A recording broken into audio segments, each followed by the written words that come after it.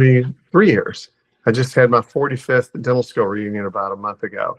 Yeah, I have to think about that. It's like, gosh, that's a long time. I remember when I was in dental school and some of the faculty, we would say, when did you graduate from dental school? And they'd say, oh, 30 years ago. We looked at each other and go, oh my gosh, he's still alive. I think I'm still alive. I'm having a good time. Actually, my first gig was February of this year, 2024. Yeah, I'm a newbie. I'm in Louisville, Kentucky. I was in solo practice for 40 years, 2 years before then as an associate. And I sold my practice in June of 2023. And with the idea that I go to Guatemala at least twice. In fact, I just got home yesterday from Guatemala on a medical mission trip.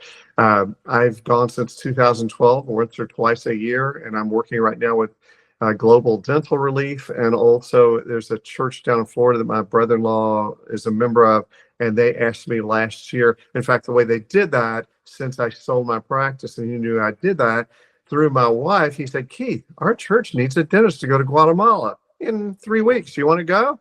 And it's like, okay, first of all, you don't want people to plan your retirement. I never planned on a retirement. I really thought that once I sold my practice, I'm not done. I just, my wife and I both went to funeral homes to see spouses of dentists who were crying because their spouse died, but also how in the world am I going to get rid of my practice? Okay. So, we've been talking about this for a few years, the fact that as long as I'm capable, if I really want to do this, maybe do 4 to 6 medical missions a year. And then I thought, that's not very much. How am I going to keep up on my capabilities?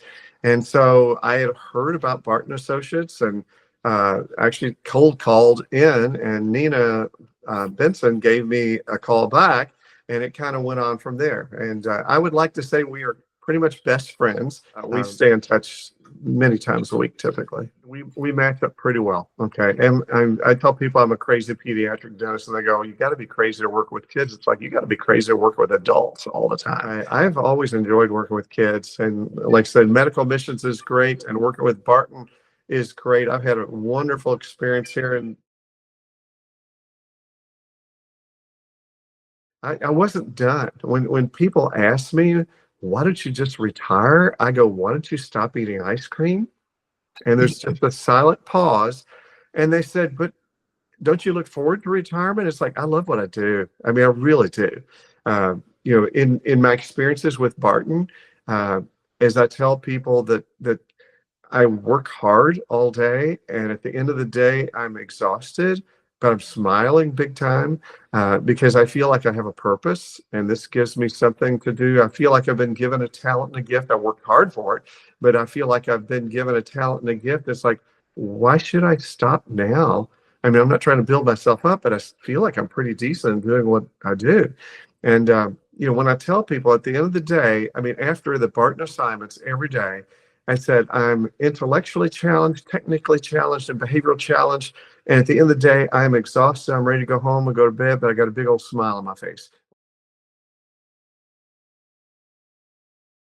Absolutely. Now, last week in Guatemala, I took out 100 teeth in 4 days. So that helps me keep my surgical skills because we have no water, no electricity. We're literally in the jungle when we're working. So when I get back, extractions are a piece of cake. So I really felt like I needed to do something, which is what you're alluding to, is the fact that if I go on medical mission trips 3 to 4 times a year, how am I going to stay sharp? Medical mission trips help me stay sharp with my surgical skills because for the last, since 2012, when I've gone, I do more extractions in a week than I do in a whole year in my private practice. Because most stuff that's difficult, you refer out to oral surgeons. Well, there are no oral surgeons where we are. So it's been very good, for keeping my skills sharp. So there for 3.5 months. Didn't know I was going to be that much, but that was the one where one of the pediatric dentists was in the hospital. And literally, I think in the last week of my gig, I was actually getting ready to go to Guatemala, and I was approached and said, they have someone in the hospital. They wonder if when you come back, if you can go right back there again and do another month. So that's what I ended up doing with that particular practice. Was not a DSO. This was privately, owned by multiple pediatric dentists, and it couldn't have gone better. One of the things I did not want, because I feel like I'm good, I feel like I'm compassionate toward the patients, and I didn't want the quotas. I've heard a lot about quota, quota, quota. I told him, I said, I really don't want to, and the other gig that I had too, I really don't want a quota. I will work my butt off, but I really don't want quotas because I want what's best for the patient. Kind of excited because I really felt like, well, I did love the staff, and I felt like they loved me too. And my last day, they catered a restaurant to come in for food and kind of a going away party for me and all that stuff. And it's like, not goodbye, but see you later, instead is kind of the way we felt. So I've been very pleased with them. Yes, there's challenges in there's challenges in life. 2012 for the first time. I went to Lipscomb University to college, and so did both of my boys. My oldest son had gone a couple of times. I actually donated fluoride varnish and toothbrushes to the mission trip. And then after the second year, he came up and said, Dad, they need a dentist for this year. Can you come? Well, it's great to go on a mission trip with your child. Okay. We have lots of pictures of him assisting me, while we're up in the jungle outside, actually. And you kind of get hooked on it. I mean, he and I both were there 2 years together. And then, of course, he graduated. He had to go do other things. But then I continued going there every year until COVID hit. So 2020, we had 2 years being knocked out there. And then in 2022, I went back with them. And I'd been kind of propositioned for several years with Global Dental Relief. They're out of Denver. They go to Nepal, Cambodia, India, Guatemala, Mexico, other places too. And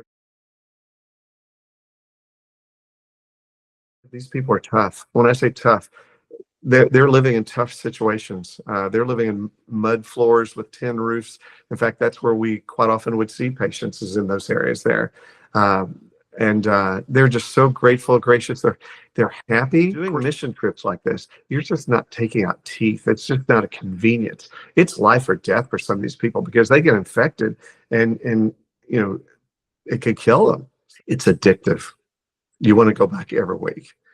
So I'm basically, one of the reasons I'm doing, I was telling Nina this yesterday, I need to support my addiction, and I know you have other people who work for Barton Associates who do Locum Tenens work so they can make enough money to be able to go on mission trips. And that's kind of where I'm headed right now, is the fact that, because it's not cheap going on these trips, but I'm kind of getting the best of both worlds right now.